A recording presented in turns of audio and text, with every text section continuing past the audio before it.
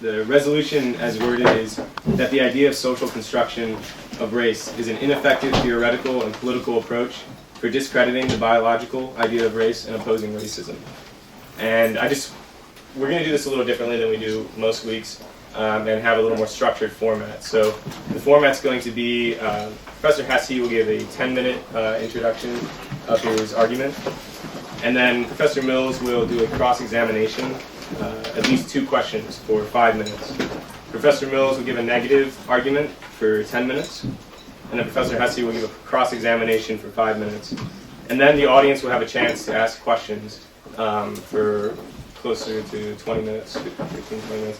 And then we'll come back to a negative rebuttal from Professor Mills to Professor Hesse, and an affirmative rejoinder from Professor Hesse. And then we'll vote on the resolution, and just all in favor in the affirmative and negative, and see where everyone is. And so there's an incentive here to convince some people. And just to introduce our speakers, apparently which may not be necessary, but Professor Hesse is the associate professor of African American Studies, Political Science, and Sociology here at Northwestern, and Professor Mills is the John Evans Professor of Moral and Intellectual Philosophy at Northwestern University. And I just wanted to give a brief introduction to the topic. I think that some people have been asking me what the resolution means. If you are not an academic in race, you may not know social construction, biological construction. So in the interest of time for our speakers, I didn't want to cut down on their speaking time. I'm just going to give my version. That's my presentation. Oh, okay. Okay. Maybe I will leave it up to the speakers. I'll just give them a little. I'll give a little bit. Biological. Swayed by this man. As I understand it, biological construction is the idea that there is something hereditary, physical, and biological in differences between races. So this kind of normalizes what we see as we look around and think they see different races. Biological construction says that that's because they really are biologically different. And the Human Genome Project is pretty well discredited this idea, and it seems to me, biological construction. And I don't think our speakers disagree on that. And that's that there's nothing really genetically different about races. They vary more genetically within races than between them. And so the question is then, how are races constructed? And that's the social construction idea, which asks more about how it is that societies really created this term, race, and its relations. And I think that's kind of a brief. I'll let the professors talk. Hear me talk. And so I guess to start, we'll have Professor Hesse do his affirmative argument. And we have 10 minutes. I'll just put my hand down when you're over time. I'll do that when I get like 1 minute. Okay. Okay, the first thing to say is that I'm actually making an argument that most people from the get-go are not inclined to agree with me. So most people here are going to feel in their bones that the idea of a social construction of race is an effective way of discrediting the biological idea of race and having a political opposition. I think most people will think that. I'm going to try and sway you from that, and I want you to listen to the arguments that I present, rather than the rhetorical obfuscations that my colleagues present. So we've done this before. So I want to begin with my sponsor for the evening is Toni Morrison. I'm going to read something from Toni Morrison to set this out. In Playing in the Dark, Whiteness and the Literary Imagination, she says the following. In matters of race, silence and evasion have historically ruled literary discourse. Evasion has fostered another substitute language in which the issues are encoded for closing open debate. She goes on to say that this is complicated by the fact that the habit of ignoring race is understood to be a grateful, even, generous, liberal gesture. I want to argue that the habit of ignoring race is precisely what is encoded in the social construction of race as an idea. And my overall argument is going to be that the social construction of race as an idea in fact reinforces and trades upon the biological construction of race as an idea. So let's see if I can actually make that claim. The social construction of race ignores race, and that evasion is a product of liberal discourse and liberal political theory. So what is social construction to do with race? What is social construction? More importantly, what is socially constructed as race? Now, it seems to me that the idea of social construction has become a fashionable mantra. In principle, it's supposed to be the basis for pointing out that race is not biological, when in actuality, it's not social construction as a perspective that points this out. It's natural science in the form of genetics. Genetics, as it's currently understood, particularly arising out of the completion of the Genome Project in 2003, found that there was no genetic basis for race. In fact, anything that we would attribute to race, insofar as it measures genetic variation, is about 0.1% of the genetic endowment of individuals. So it's worth saying that it's not social construction that discredits the biological idea of race. It is, in fact, the molecular genetic sciences. So if social construction doesn't discredit the idea of race, what does it do? And in fact, if social construction wants to discredit any idea of race, in what sense does it retain race at all in any kind of analysis? Because race still has to be demonstrated as a social fact, and social constructionists will accept that race is a social fact. Well, it seems to me that here's where social construction runs into problems. If we ask, what is socially constructed as race? The answer that comes from social constructionists is race is socially constructed as race.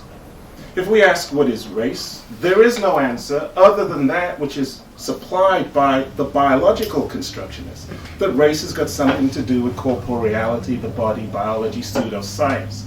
So in effect, social constructionists don't have anything to say about race that's not already said by the biological discourses. In effect, social construction isn't social construction, it's discursive construction. At best, what we get from social constructionist perspectives is the argument that race is discursively constructed as a fiction. But when you say, what is race, it will answer, well, the biological sort of representation of race is discursively constructed as a fiction. So you see that tautology there. But if we wanted to try and rescue social construction, and if we wanted to rescue it because we say that it avoids talking about race, and if it avoids talking about race in an alternative way as a social fact because it's got nothing to say there, then how would we do that? Well, one problem we have is that most people who talk about social construction actually don't know what they're talking about. It's a very interesting book by Ian Hacking, which my colleague will be aware of, called The Social Construction of What? And what he did, Ian Hacking, a philosopher that my colleague will be aware of, was to look at all the books that contain social construction in their title, and to see the extent to which they were extremely vague about what it meant. And there were three things that he identified which suggested what was going on when things are called social construction. And the first was that there was an argument that some phenomena was not natural or inevitable. So race is not natural or inevitable. Secondly, there was an argument that the very thing that we were describing as not natural or inevitable was in effect undesirable. And the third aspect was this particular thing that's undesirable and not natural was something that we could replace or change or get rid of. So you see, the social constructionist position is a critique, but it's a critique that has no account of what social construction is. So how might we rescue social construction given that what we understand the social construction is really about discursive construction? Well, what we might do is to think about what would be involved in anything being constructed. It means we have to have an alternative account of race. The reason we have to have an alternative account of race is because if we've decided that the biological account is a fiction, but race is a social fact, then quite clearly our account of race as a social fact cannot be the same as the very thing that we're discrediting. So there has to be a distinction there. This is the question I've been putting to you all these years, John. There has to be a distinction. Yeah? And I want to suggest that the distinction can be made in this way. Instead of thinking about race discursively, we think about race in a material way. In a materialist way, in fact, if you wanted to put it that way. How was it built? Or how was it assembled over time? This is where we have to think about race not being so much socially constructed over a period of time, but colonially assembled over a period of time. How was race colonially constituted materially? What would that look like if we're not going to rely on biology as a way of getting us out of not having an answer to the question, what is socially constructed as race? So to give a brief summary of the last 500 years, if I may, I'm trying to do it in 60 seconds. So if we're looking at the 16th to the 21st century, one of the things that we can see is that Western societies, in their assembling of themselves, including their assembling of liberal constitutions or democratic formations or republican formations, they also were involved in assembling race. And what that meant materially was that the very relationships which were being created and constituting individuality, nations, were constituting race. Race was being assembled from the political, cultural, and economic distinctions and demarcations which were being drawn at length, century after century, in different places, drawn at length between things which are being defined as Europeanness and non-Europeanness. You might gloss it as whiteness and non-whiteness. But what you certainly would not do would be to take Europeanness and non-Europeanness as reducible to the body or biology. If you look at what is getting constituted as race, it's not just the body. It's biological differences perceived, corporeal differences perceived, ecological differences, religious differences, cultural differences, differences of disposition, differences of politics and religion, and so on. And if you weren't so convinced by that, and you decided, let me do what I usually do when I'm lost for words, let me go back to the Enlightenment, let's go and see what those guys were saying. Let's look at the philosophers and let's look at the anthropologists. All of those tabulations that took place to categorize race relied on these various different references.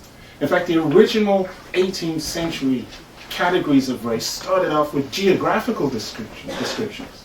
Johann Blumenbach in the 18th century had 5 tabulations, or 5 categories: Ethiopian, Mongolian, Malay, European, American. Nothing biological there. All geographical demarcations. You inquire into them and you begin to find that they depend on a whole range of different kinds of distinctions. 30 seconds. So, to sum up, if we begin to see that distinction between Europeanness and non-Europeanness, with those various different qualities, not only is it a colonial distinction, it is a governmental distinction. And the very thing that we get to call racism is really resourced by one aspect of those categories, Europeanness, exercising and exerting rule and governance over the other categories. That says nothing about biology. It says everything about how race is assembled as a colonial formation. Thank you, Professor. You have 10 minutes, Professor Mills. 10 or 12. I'm sorry. 10 minutes? You have 5 minutes. You have 5 minutes. Then cross-examination. Dangerous word. If we finish taking it, otherwise we'll use it sort of postpone answering. Okay. Yes. You can ask a question, I could postpone answering. That would be interesting. Professor Hesse, so are we to infer then that your definition of race necessarily involves this relationship of European/non-European colonial governmentality? Is that how you're defining race? The relation that creates the European assemblage and the non-European assemblage is governmental in itself. Okay? So it regulates as well as creates and sustains and legislates and so on. It constantly requires reformulation materially in terms of law, in terms of geography, in terms of politics, in terms of culture. So that's the way I would describe my definition. Okay, I have here an essay by Barnor, Hesse. In my view, if what race modernity studies have so far neglected is a formative signifier of Europeanness as a defining logic of race, the process of colonially constituting itself as designations of non-Europeanness material distorts from extracorporeal. So this sounds as if you're tying race to this process of European construction. Well, absolutely, because as but the question I want to ask is this. The account you're giving seems to rule out the possibility of a race construction and a racism that is non-European, that is not tied to colonial governmentality, that is not part of the modern period. In other words, it sounds as if you're saying not only does race come into existence then, but anything that now other periods we sort of have an a priori definition that sort of rules them out as being race. So look, here's a passing obvious example. You're a 17th century scientist. You come to the conclusion that all swans are white. Okay, so you write this up, you get published and so forth. You effectively run the appropriate royal societies. Lo and behold, in Australia, it seems that they discover black swans. So what do? You don't say, well, my thesis is falsifiable, so these black swans show that what I've said is false. Rather, you say, no, swans are white as part of the definition of being a swan, whiteness. So these black creatures, though they look swan-like, they're not really swans. Now, my concern is that you've given us a conception of race which basically rules out any other historical examples. So there have been people who have argued that you have race in pre-modernity, that you have race in non-European societies, that you can find race, for example, the Islamic conquest in Africa in the 7th century, the Arab slave trade, the representation of blacks by the term abid, which basically is equivalent to slave, and that these should be some examples of race and racism. And the way you've defined race, it basically becomes an analytic truth, a tautology, that this is what race is. So you're claiming to be giving us an empirical hypothesis that's backed up by evidence, but you've really given us a sort of stipulated definition about how you, Barnor, Hesse, are going to use the terms race and racism. Is that a fair characterization?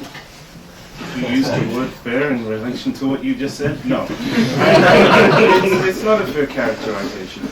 Of course, the obvious rejoinder to the swan example is it really depends what you mean by a swan. So I'm really contesting the idea of a self-evidential, recognizable swan. In fact, it's interesting that in order for you to answer that question, pose that question to me, you had to be already trading on some notion of race. And you're trading on the very notion of race that I'm contesting. So at least we have an alternative, because although you haven't declared the notion of race when you say there's race, in Islamic slave trade and so forth, you clearly have a conception in mind. And I suggest it's the conception that relies on the biological reference point. I'm contesting that. So what am I actually saying? Well, it seems to me there are some criteria to meet if we want to establish a notion of race. One of the criteria would be that it is global. Now, why? Well, why can't race be local? Well, you have 30 seconds. Because even if I wanted to say race is local, the very notion that you have of race is global. Not necessarily. Well, the biological idea of race, it seems to me, and it'd be good for you to declare it, is one that's been globalized through the European colonial conquest. So you just take a country like Japan. Japan enters into the modern frame after 1905 in a very vigorous way, defeating Russia in that war. Buying into racial categories that have already been established as underpinning things like international law. So what I'm trying to say is that the way in which I understand race, yes, definitely comes out of that colonial period, is demarcated in that way, is imposed globally on the world in that way. Later on gets biologized in a certain kind of discourse, fictionalized, we might say. And in relation to racism, racism is a 20th century concept. Is this longer than 5 years? Yes, I was Well, just like, I'll give you one of my questions. But racism is a 20th century concept that's gone out of Western experiences. Okay, Thank you. well, you've all heard this question begging and stipulative and tautologous characterization Yeah. from Professor Hesse. So Okay. let us now move to Modernity. I have to have a hand up.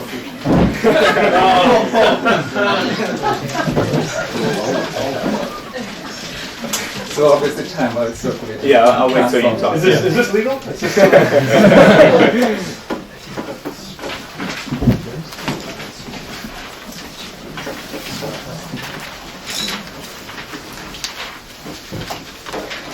He definitely had the right idea on how many people would be on this. I brought 100 handouts. I took this word wrestling shit downstairs seriously. Okay, does anybody not have their handout? If not, make sure you share with your next door neighbor. What about your handout? Okay, so shall we start now? Let's start. Okay, so as we've just seen in the exchange, the last exchange between Barnor and myself, part of the problem debating these issues, there's sort of intrinsic conceptual and empirical and theoretical problems of the holes in these things. There's also a problem of fuzzy terminology, conflicting terminology. So I'm going to offer these definitions, which could certainly be contested by others. So this racism has primarily an ideational sense and a socio-institutional sense. The ideational sense, racism is a set of ideas, values, and beliefs. Socio-institutional, social-institutional practices. So simple characterization of racism, human race is divided into discrete races, and some races are superior to others. And then in the second sense, social-institutional practice that unfair advantage some race at the expense of others. And then the metrics of superiority have historically varied, but the big two have been intellect, cognitive abilities, and then moral character. Aesthetic criteria have also been used. Superior racism represented as being more beautiful than other races, but not quite so consistently. The physical has also been used, but more problematic, because the physical sort of ties you to the body, so you get a sort of pull both ways. So in the 1936 Berlin Olympics, also known as the Nazi Olympics, part of Hitler's plan that the superiority of the Aryan race would be demonstrated by Germany thrashing everybody else. And this was defeated by the American sprinter Jesse Owens, winning 4 gold medals. But in recent times, you've seen a phenomenon where the superiority of black athletes, you go to Olympics, okay, there's the Finnish black guy, there's the Australian black guy, there's a French black guy in a sort of all-black 100 meters final. It's basically sort of turned against you. So that okay, blacks are superior in this respect, but that doesn't show they're superior generally. So the physical is more problematic. Okay, so varieties of racism, I said there's 3 main categories: theological, cultural, biological. So theological, for example, your race are Dacides, they killed God. Your race are cohorts of the devil. Your race are devil worshippers. Your race is the descendants of Ham's accursed son Canaan, so they're going to be slaves. So those are all examples of theological. Cultural, your culture is what makes you inferior. It's part of the problem with Barnor's presentation, that he represents racism as focused on the body, but in fact, George Frederickson and others have argued that there's a long tradition of cultural racism before you get biological racism. That biological racism is really a phenomenon of in the sort of late 17th century, sort of gets off the ground, late 18th, and then becomes hegemonic for about a century and a half, discredited by the Holocaust, and since World War II, you've seen a resurgence of cultural racism. And there's the biological racism, which Barnor sort of tended to equate with all varieties. And also important points, they're not necessarily mutually exclusive. So periodization of racism, people like Frederickson argue that racism comes into existence in modernity, but there's a dissenting minority who have argued that you have racism, or maybe proto-racism, from antiquity. And there's an Israeli scholar who has a big book, a guy called Benjamin Isaac, and the title of his book is Invention of Racism in the Classical Period, and the book basically sort of argues that. If you go back to those ancient Greek texts, you find at least what he calls proto-racism there.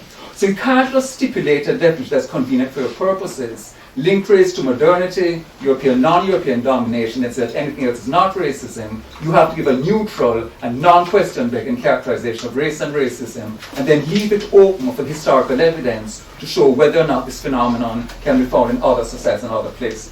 So explanations of racism, long list. There's either that it's innate ethnocentrism, it's taken to another level, it's systematized, it's racialized. Specific explanation for European racism, in terms of European color symbolism that was popular back in the 60s, claim that there's sort of predispositions in religion or culture.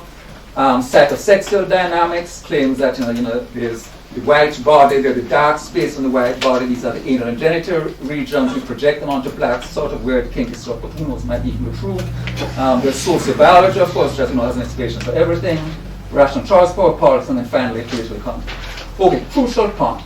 The conception of race in the explanatory theory will not then be the same as the conception of race in the racist theory. So in other words, if you're given an explanation of racism, you're not necessarily going to be sort of a conceiving of race in the same way. And then judgments about best strategy for getting rid of racism or reducing racism will depend in part, obviously, on what the explanation of racism is. Okay, so what are my sympathies? I come out of the left tradition. I see a political economy approach as best. So I see racism as a rising and systematized form, rising out of political projects that serve group interest, linked to the economic structure, and I see this as a material circumstance. So part of the interesting thing, Barnor was saying to me beforehand, our positions are not that dissimilar, sort of nuances, so we're both convergent on this. Okay, so what's the implication?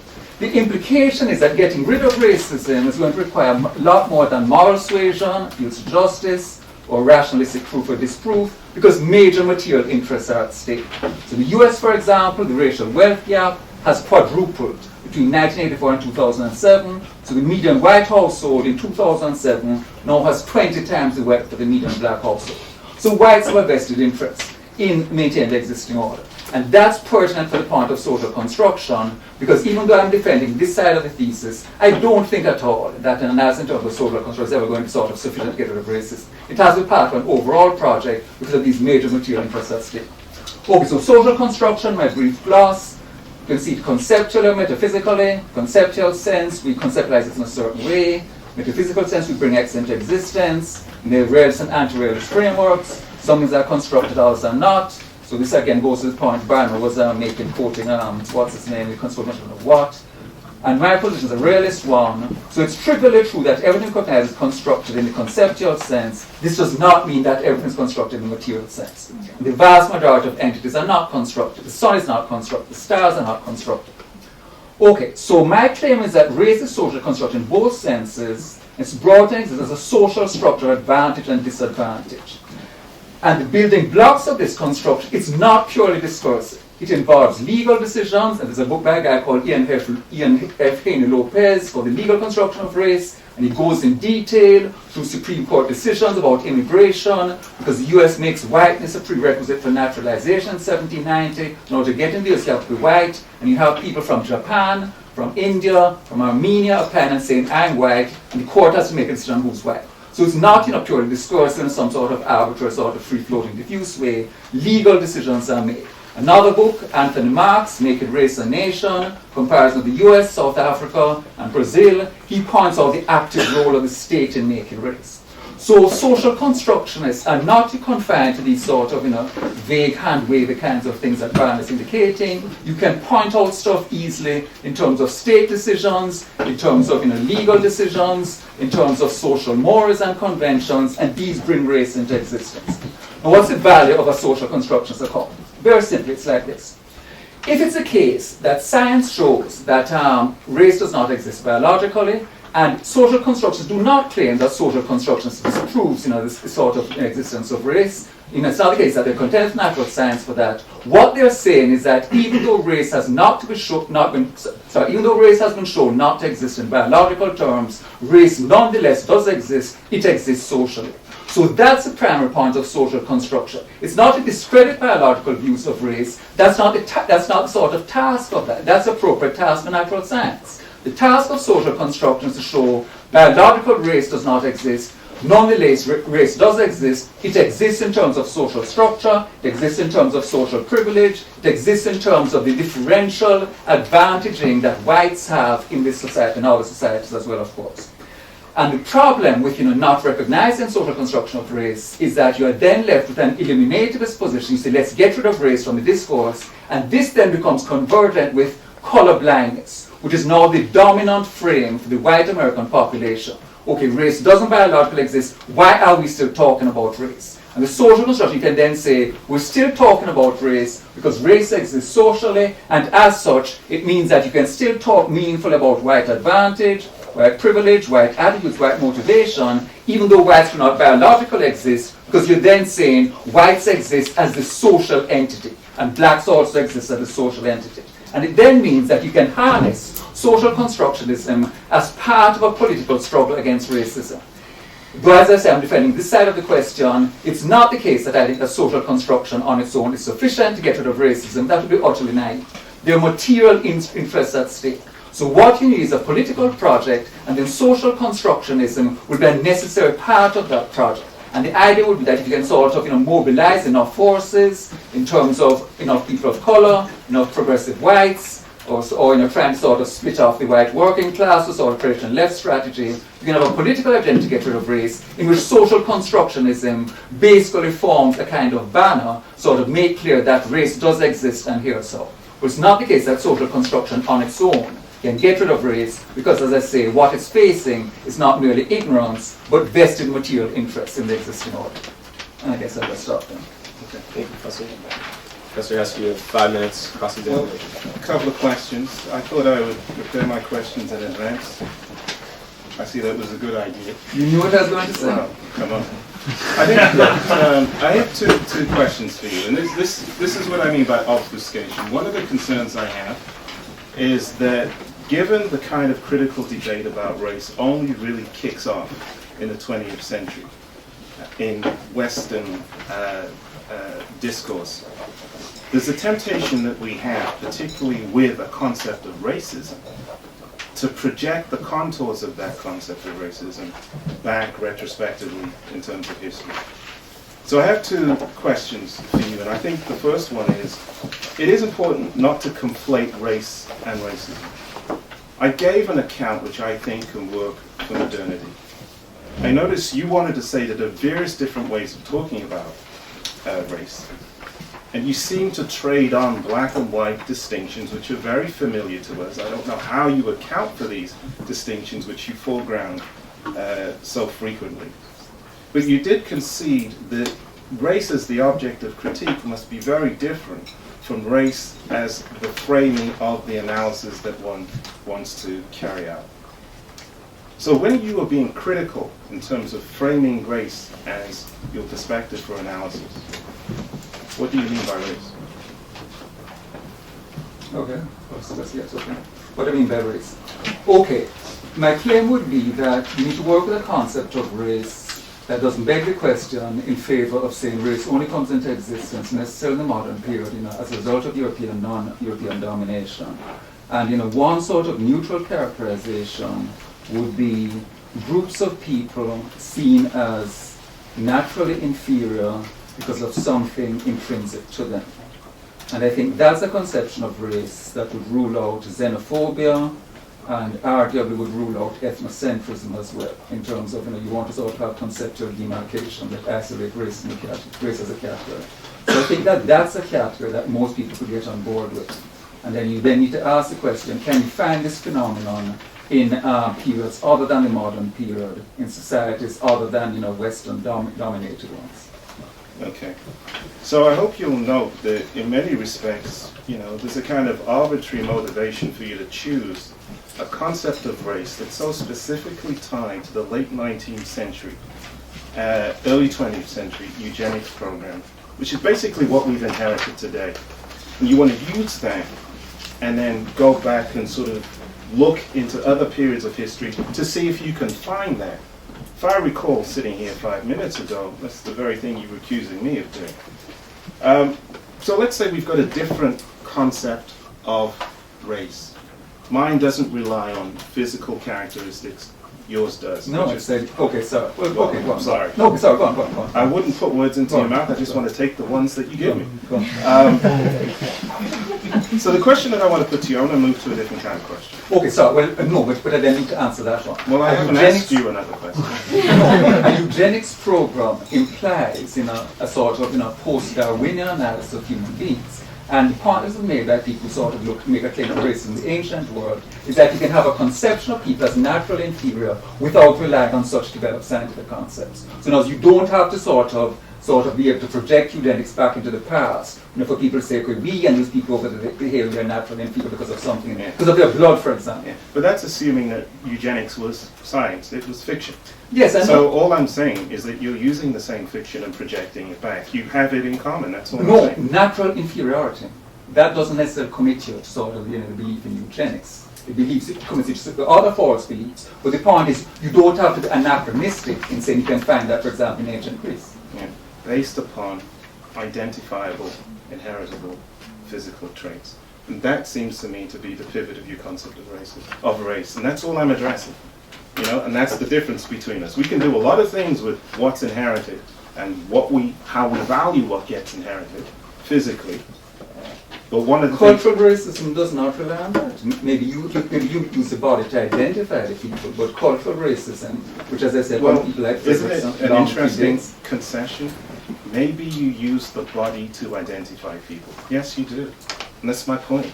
You cannot eliminate the body. I mean, if you keep doing this, I won't have to sit here asking you questions. But let me move to the second question. All right? Good, 15 seconds. And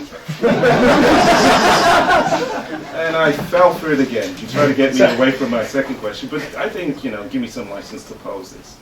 Hey, does he get last? Yes, we'll give him the question. And this is based on the article, in a way, Racial Liberalism, which I read. You're very keen to promote the idea of the project of deracializing. And even though you accept and you concede that liberalism was complicit in producing race and also ignoring it once it's been produced. So there's a possibility there that you perceive of deracializing liberalism. Now, given one can say that colonialism too, which was heavily entangled with liberalism, was also involved in producing race, even though it might have spoken about it more openly. One might presume that colonialism could equally be deracialized. Basically, my question is, what does it mean to deracialize? Okay, I'm going back to the sentence just before that. The reason that you can't run that term for colonialism is because by its very definition, colonialism is committed to the domination of another group of people. But liberalism, the very definition of liberalism, is that this is a political ideology about the flourishing of individuals, about recognizing sort of equal rights and freedoms of individuals, and the need to sort of build a state in which those rights are protected and those individuals will flourish. So the definition of liberalism is not committed to domination in the same way that colonialism explicitly is. Now, liberalism develops as a racial liberalism, and the individuals are construed as white. So it then becomes contingently the case, falling out of that you get a liberalism which is different in all these ways that I outlined in the article, and of course you know already. But liberalism can be retrieved because its foundation is that commitment. So there's that sort of ideal commitment there which you can retrieve, whereas in colonialism there's nothing there. Colonialism is by its very nature and definition this project of dominating others. If I could just jump in, because he did just this brief thing. You jumped in because you asked him. No, I asked him a question and he answered it. And, he jumped in on my questions. Surely I shouldn't be keeping things fair. It just seemed to me, just to put this point, and it'd be great to open it out afterwards, that you make the distinction that there is, something separate between liberalism and colonialism. But it seems to me that the sort of foundational liberal thinkers didn't make that distinction.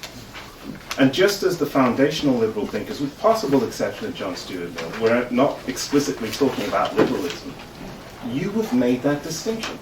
Yeah? And now you're suggesting that we can extract a liberalism from its colonial formation because it's convenient for you to do so. No, because it means that you can use the tools of analytic philosophy. I know I have my fellow analysts who will appreciate this. You can use a surgical knife, the sort of crystalline clarity of the analytic brain. You can draw these conceptual distinctions and sort of carve out the rhetorically, extremely good rhetorically. The parts of it. Discard and throw into sort of surgical bin the corrupt and diseased parts. On this basis, we can then construct a deracialized liberalism where individuals will not just be male, will not just be white, but will include everyone. I rest my case. Okay.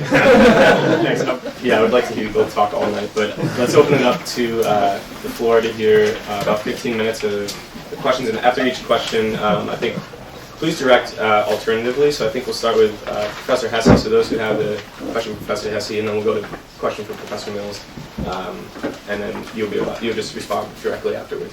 So yes. For Professor Hesse, so when you talk about the types of alternatives that can come up to understanding race and to criticizing race, I think you would provide a more clear insight of what you mean by how these alternatives can function if you give us maybe a small example of one. Small example? Well, let's take policing. It was interesting that prior to civil rights movement, one might argue that one of the problems of policing black communities was that basically white police forces were policing black groups. So perhaps the solution would be to get more black officers into police forces. But that hasn't proven to be a solution, because you still have black communities complaining about heavy policing. So why would that be? Well, it seems to me that if we look at that relation that I've just described, if race is about the constituted distinction between assemblages of Europeanness and non-Europeanness, you can actually insert black bodies into the Europeanized formation, and they can operate with the same culture of policing as if it was simply all white police officers. So I can explain that. Other explanations of that kind of phenomenon, it seems to me, fail by comparison. So that would be my answer to that question. A question for Professor Mills. Yes. I guess in terms of using a sharp scalpel of analytic philosophy to remove the disease tumor of racism from it, sounds a lot like modern liberal state projects in Latin America and the Caribbean. In terms of the argument you made earlier regarding sort of the kernel of universalism in liberalism being counterposed to the dominant sort of core of colonialism, it seems to not actually apply to the historical situation of Latin America and the Caribbean, in which modern democratic liberal state projects were precisely predicated on the kinds of dominance you described solely colonialism. So. Absolutely, but you see, the whole point of my article, I don't know if you had a chance to read it, but you can read it after this, is that I'm saying that the dominant varieties of liberalism have precisely been racialized ones. So it's not a counterexample to me to point to Latin America or the US or Canada or Australia. These are all racial states guided by racial liberal principles. But I'm arguing for a counterfactual liberalism, a liberalism that you start off on a deracialized foundation, and you ask yourself, what would be necessary to sort of make up for this history of racial domination? So the actual history has been racialized, absolutely, no argument about that at all. But I'm saying this does not rule out the possibility of this alternative liberalism in which these racial exclusions are explicitly confronted, and you then ask, from the point of view of justice and rectification, what would be required to sort of make up for this history, what would be required to sort of compensate these groups for these injustices of the past, and what would be necessary to sort of go forward from now on a non-racial path. So the actual racial history of liberal states, I don't see it as refuting me at all. Thank you. A comment or an argument or a question for Professor Hesse? Yes. So I wanted to ask you about what you think about, there's a distinction between some countries that keep statistics on race and others that don't. So France, for example, doesn't. Many people point out this seems to be a way of sort of obscuring the sort of inequalities between groups, sort of saying that we're all the same country, the sort of ethic of laissez-faire. So on your view, you don't want to talk about facts about social construction of race. So how can, on your view, you justify taking account of these sort of disadvantages through like statistical collection of data? Well, the first thing would be to say that, I can use a number of categories to inform a statistical collection of data without committing myself to any particular philosophy of social construction. At that point, in sort of a survey design, most of these decisions about data are pragmatic. For the purposes of this kind of policy, we're going to collect data on these particular groups, and we'll use these kinds of categories in order to be able to measure. So I have no problem with that.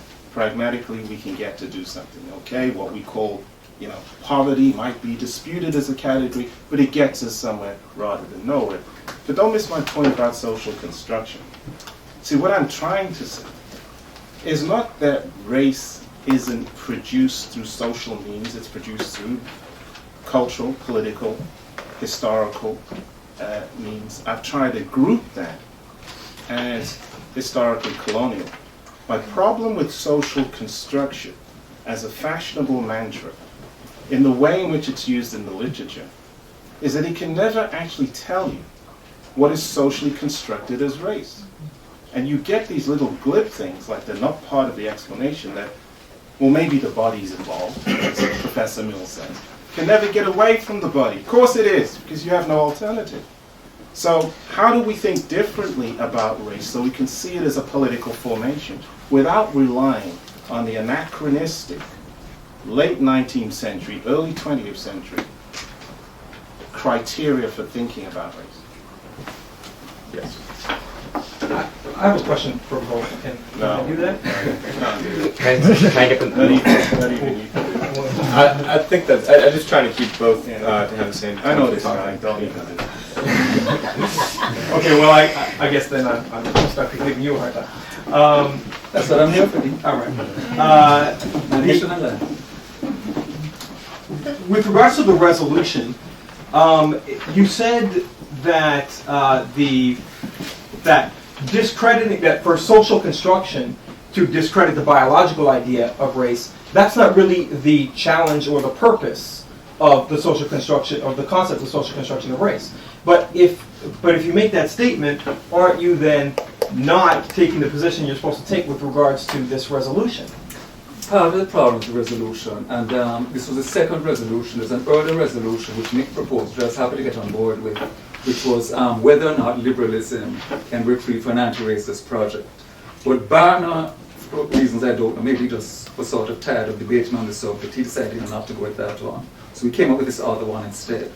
So I didn't want to sort of make endless problems for somebody who's good enough to sponsor this event, so I said, sure, I'll sign on to it. So you're conceding the resolution? No, not at all. I'm saying that, I mean, you know, my position is stated clearly, that's the virtue of having a handout. My position is stated clearly in the final sentence that social construction then plays a necessary role in a political project. Social construction on its own cannot do this stuff because that's not how major political change takes place. But it can have a sort of crucial role in terms of giving your argument, look, whites are still privileged, the structures of white domination, but whites don't exist. Well, they do exist, and here's how. So that's what you're using it for. You're not using it, you can't refute natural science with a sort of philosophical argument of that. I mean, philosophers are very powerful, but not quite. You use natural science for that. But the idea is that you then have this sort of open space, and the temptation will be, and it's not a temptation, it's where most whites have gone, color blindness, post-raciality. Race does not exist. Social construction says, no, race does exist, and here's how. Yes. Professor Hesse, you mentioned that race as assemblages of Europeanists and non-Europeanists constantly require reformulation. So I'm curious, for you, what are the catalysts for reformulation, and also how do you sort of pragmatically mark that reformulation? Well, the catalyst for reformulation would be the same thing that affects any sort of categorical determination when the boundaries become blurred, when the boundaries require policing, when the boundaries are transgressed. So one is constantly trying to shape and reshape what belongs to what category, what needs to be excluded from that category. Now that will be whether it's in terms of sort of intellectual formations, whether it's in terms of who gets into Northwestern and who doesn't, unconsciously, whether it's in terms of forms of schooling. What I'm trying to suggest is that once you start thinking about race as an assemblage and not relying on the body, it's not always self-evident. And in not being self-evident, it's not something that's spontaneously in place. It has to be constituted all the time. And my problem still responding to Professor Mills is that he keeps using the mantra of social construction. We don't know what it means when he uses it. And we still don't know what gets socially constructed as race. I've been asking him this question for 4 years. 4 years, right? And the closest he gets to telling us what socially constructed as race is mentioning whites being dominant. Now it just seems to me that what kind of whiteness is dominant? What account of race is folded into this phrase, whiteness as dominant. You've been waiting to ask, and then I'll go behind me. So you begin, Professor Mills, you begin your paper with sort of an appeasement to liberalism, or liberal hegemony. And you set Nozick and Rawls as the bounds of respectable political theory. Sure. And you critique them for being sort of engaged in ideal theory. So you move to nine-ideal theory, and you highlight Rousseau. And you show that your account of racial liberalism is the real account of liberalism, and that's nine-ideal theory. But then you want to show, you want to make this move where you want to develop a sort of anti-racism out of your liberalism, where in order to make that move to liberalism as anti-racist, you move back to ideal theory. And it seems that you leave nine-ideal theory, the very theory that you promote, to go back to ideal theory, the very theory that you relegate as being negative. And it seems that you sort of leave the materialist account that you're promoting currently. And a perfect example is the way you identified liberalism earlier, as individualist account, individual philosophy. But in the paper Racial Liberalism, you define liberalism as being this hyper-realist account, and you say that you want to leave that, you want to drop that. So in promoting liberalism, you've defined it in your paper, then you've gone to say that you don't want that individualist account, which is liberalism, and then say that that's the anti-racist liberalism that you want, but then you move the jump from realism, anti-realism, or sorry, I'm not familiar with that analytic philosophical distinction, to this idealist distinction. And it seems that when you end up in the paper as liberalism being anti-racist, you end up with liberalism, the idealist liberalism, not the non-ideal liberalism that you seem to promote. Thanks for the question. Yeah. Okay. Problem here is that ideal and ideal theory are terms used in a number of different ways. Okay. So in contemporary political philosophy, with the influence of John Rawls, ideal theory means focusing on a perfectly just society. Okay. And I've argued against that elsewhere. My claim basically being that rectificatory justice under non-ideal conditions should be our concern. But that doesn't mean that you cannot use the operation of idealization under certain particular circumstances. And these circumstances are where you have a body of thought which is developed in such a way that's sort of dominated by racism, by European hegemony, by colonialism, as Barnor would point out. But you can still ask the question, what would a morally ideal version of liberalism purged from these elements look like? In other words, part of the political struggle, part of trying to bring a better society into existence, of necessity, you must have recourse to ideals. You must have recourse to what we count as more just, less just, respecting people's rights, transgressing people's rights, and you have to appeal to ideals for that.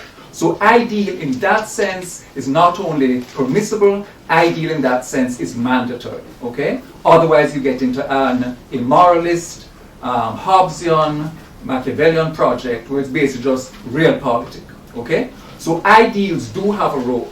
The mistake is to rely on ideals while ignoring the material facts on the ground and not taking account of the ways in which this society has been shaped by white domination, by racism, and how the very theory you're using has been shaped by that. So you need a kind of meta-ethical distancing by virtue of which you try to sort of take yourself out of the theory, look at the theory with these new lenses and ask yourself, how has racism and European domination negatively shaped this body of theory? How then can I correct it to make up for that? And in that process, you're going to appeal to ideals because ideals have to do with justice. But it doesn't mean that you necessarily buy into idealism in the sense of thinking that morality alone is going to bring you there. As I say explicit on the handout, when serious material interests are at stake, I think you need a political project, and that means you're going to sort of appeal to people's group interests. But then, as part of that project, a moral element of that project will be crucial. So in that sense of ideal, I see that sense not merely as not pernicious, I see that sense as morally mandatory. Yes. We're just going to do two more questions, one for Professor Hesse and one for Professor Mills. Yeah, my question is for Professor Hesse. Professor Mills just talked about the idea of justice in a less than ideal society. I wondered if you could say a little bit about how your vision of how we construct race, how it is important or how it might be used in terms of practical projects for liberation of oppressed people. What implications does your worldview have for the kind of political projects that one actually builds? And ask him what ideals is going to appeal to. Let me address address both questions? I mean, the first thing I would say is that it wouldn't be a political project for oppressed peoples. It would be a political project for all peoples. And the ideal I would appeal to is cosmopolitanism. Now, the interesting thing about the way I'd want to frame cosmopolitanism is that it would have to radically rethink individualism as the basis for any inviolable notion of what a self-protected entity is. Now, how does my way of thinking about race fit into that? Well, if race is this distinction between the governing constitutive formations of Europeans and non-Europeans, this would ensure that in any notion of cosmopolitanism, it is not ruled or governed by the European formation, which tends to be the case currently when we think about cosmopolitanism, forms of cosmopolitan democracy, when we think about forms of international law. We would have to open that space for the kind of participatory practice which means that any universal notion of cosmopolitanism could come from any particular cultural space. And one would not assume that it comes from the same Europeanized, dominating the non-Europeanized versions as traditionally has been the case of our inheritance from modernity. So I hope you can see I sort of brought those two questions together. Professor Mills, I'm looking very pleased. Am I being asked? No, you're Not yet. So let's take the final question we have for Professor Mills. Professor Mills, a lot of the success that race and racism has experienced has been through the result of coercion, not just ideas. Can we succeed in an anti-racist project without coercion? One would certainly like to hope so. Whether this will in fact turn out to be the case, I don't know. The history is not reassuring. There are two authors, I quote in the article, Rodgers Smith and Philip Klinkner, and they have an interesting book called The Unsteady March. And they're talking about the progress towards racial equality and then the falling back from it. And their claim is that if you look at US history, there have only been 3 periods when major racial progress has been made. And those periods have been the Revolutionary War, Civil War, and the Cold War. And the idea is that in each of these time periods, you get a convergence of interests either between white elites or the white majority and the black project because of war crisis. And it's under those conditions where it was necessary to make concessions to blacks that you get significant racial progress. And after that, you get a period of backlash and falling back. And their claim would be, we're at such a period now. The book came out some years ago, and I'm sure they'll sort of see this as sort of even more underlined by what has happened since. So it's not going to be done by morality, by moral suasion alone. It's not going to be done by appeal to scientific argument. It has to be done by a political movement, and one hopes it can be done by democratic means and by protest and by getting a lot of people involved. But politics means crisis. Well, I don't think politics necessarily does mean crisis, but the indication has been historically that it's during periods of progress has been made. Thank you. And now I'm going to hold you both to this 5-minute limit pretty tightly this time.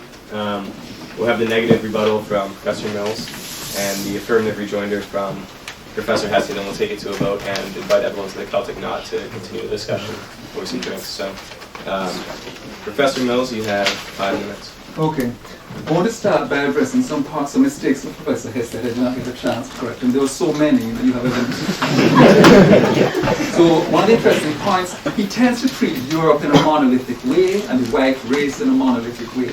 And this is basically historically anachronistic. There's some people that argue that you only get a monolithic race after World War II. In the US, and definitely after World War II, there's a lot of suburbanization. And before that, you have a hierarchy of white races. And Netherlands Painter's book, The History of White People, which came out last year, gives some of this history. So in Europe, for example, you have the distinction between Alpines, Mediterraneans, and Alpine Mediterraneans, Nordics, yes. So now here you have 3 white races arranged in a hierarchy, all European. Professor Hesse claims that you have Europeanness, sort of opposed to non-Europeanness, How then does he account for this sort of, within Europe, these white races, sort of hierarchy of white races? Jews are a sort of obvious problem, for his account. Here you have again a group of assimilated Europeans in Germany, one of the most assimilated European populations, of any Jewish population in Europe. You have anti-Semitism, you have genocide against them, despite the fact that here we have European people whose bodies were so clearly not dissimilar from their Gentile killers that you had to have people wearing the Star of David precisely because it was not the case that the Jewish body was really identifiable as so. Yet it's a sort of clear-cut case of racism. Also, Professor Hesse claimed that I was projecting backwards onto the 19th century, a distinctively 20th century project, and he focused on discussions about racism from the 20s and 30s. The mistake Professor makes here is to misread the use of a term with the phenomenon that the term is addressing. So the term racism is coined, or racismus, I think it's a guy called Magnus Hirschfeld in the 1930s. But before that, in the 19th century, you have, for example, the famous Haitian scholar Antonio Firmin, who writes about the equality of human races, which is specifically in reply to Gobineau's book, The Inequality of Human Races. He's clearly talking about racism, even if he doesn't use the term. You have people talking about color prejudice, like Frederick Douglass, discrimination against people of color. So we have discussions of racism, long before the sort of term racism as such is coined. Professor Hesse also claimed that I'm sort of necessarily referring to the body, in all my references, but I pointed out that if you look at George Fredrickson's periodization of racism, he claims that you have cultural racism before you have biological racism, and the relation between the body and cultural racism is, to say the least, somewhat ambiguous. Maybe you can say the body is used to identify the people who are inferior, and then it's a culture that makes them inferior rather than the body. But there are also cases where you could just say, well, this group is inferior because they live in this country, and they're sort of barbarians and as such, and it's not the case that they're identified by the body as such.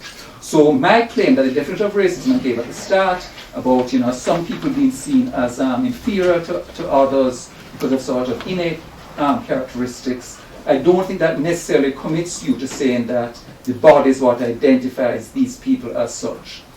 Okay, any other things? Okay, I would repeat the point I made. I mean, it actually slipped out there. He was talking about you can't claim you have racism when you have it global. That's absurd. I mean, we now live in a globalized world where everything is connected. So, events here have ramifications, elsewhere. But I mean, what's wrong with the argument that, let's say, 1,000 years ago, you could have particular local systems. It could even be colonial systems, because European colonialism is not the only kind. You could have situations of Japanese incursion on other places, and you have a representation of the subject peoples in terms that we clearly see as racist, were it not for the fact that Professor Hesse gives us a question-begging definition, a stipulative definition, which basically rules out anything but European, non-European relations in the modern period as counting as racist. And I would claim that this is not the way to investigate a phenomenon. You have to give a definition which does not beg the question, and you then have to sort of leave yourself open to the possibility of your account being falsified. Sort of in a basic test of any scientific hypothesis. Can this be falsified or not?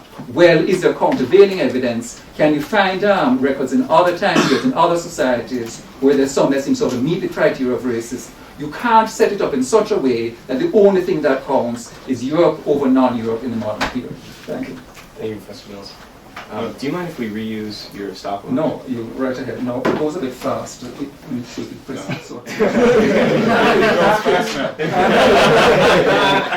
It goes a bit fast. Okay.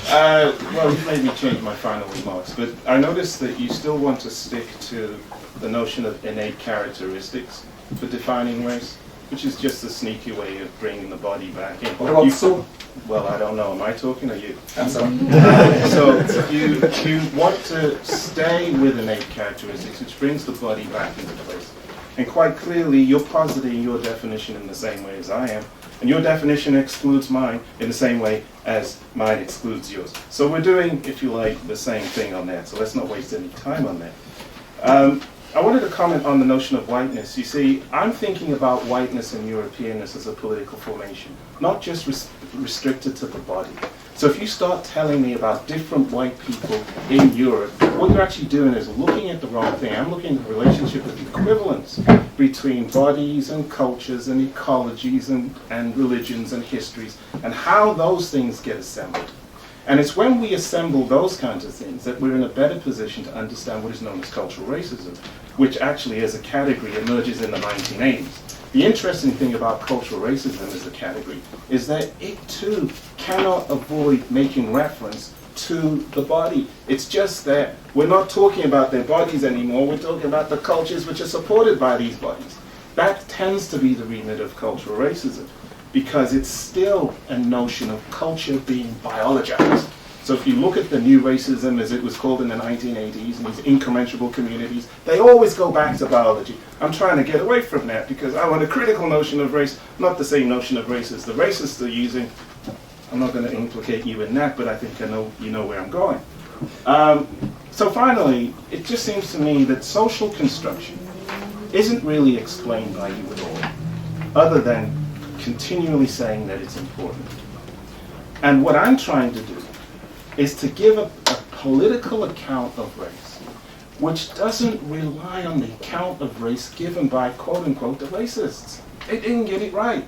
And equally, doesn't come up with a version of liberalism that is not implicated in colonialism, because John Locke, John Stuart Mill, Kant, they all saw their liberalism working through colonialism. And they all rendered notions of race which are very similar to how you think about it.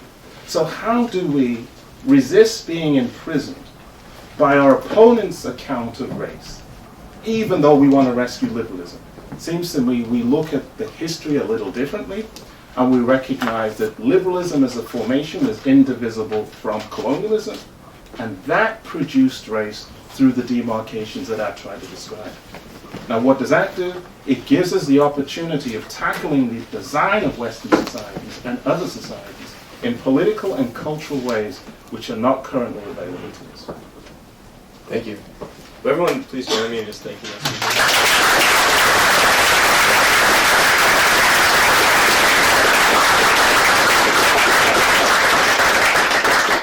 A lot on the table there. Let's, it's kind of a subtle distinction, but let's see where we fall on it as a House, so we can say where the House passes the resolution and see if we can get some bragging rights here. So all those in the affirmative that the idea of the social construction of race is an ineffective theoretical and political approach. Yeah, we'll do it by hands. I'll walk over there.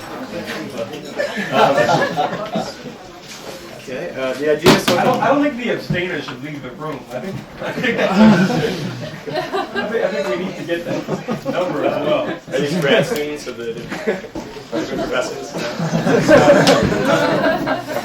The idea of the social construction of race is an ineffective theoretical and political approach for discrediting the biological idea of race and opposing racism in the affirmative.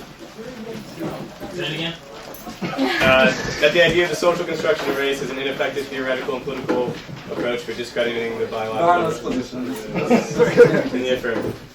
Okay, we'll start here. 1,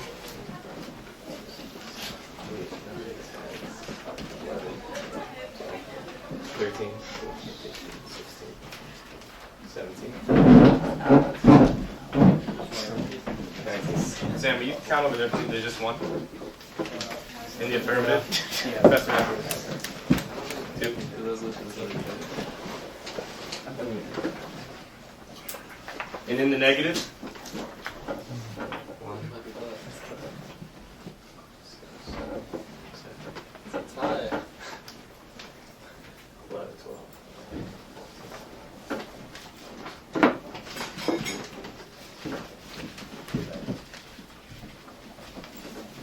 All right, looks like we have the negative passes the House. So the resolution fails to pass the House. The negative had 21 and the affirmative 19. But I think we all learned a lot. Thank you so much for coming out. And if you'd like to join us at the Celtic Knot, we're going to continue the discussion and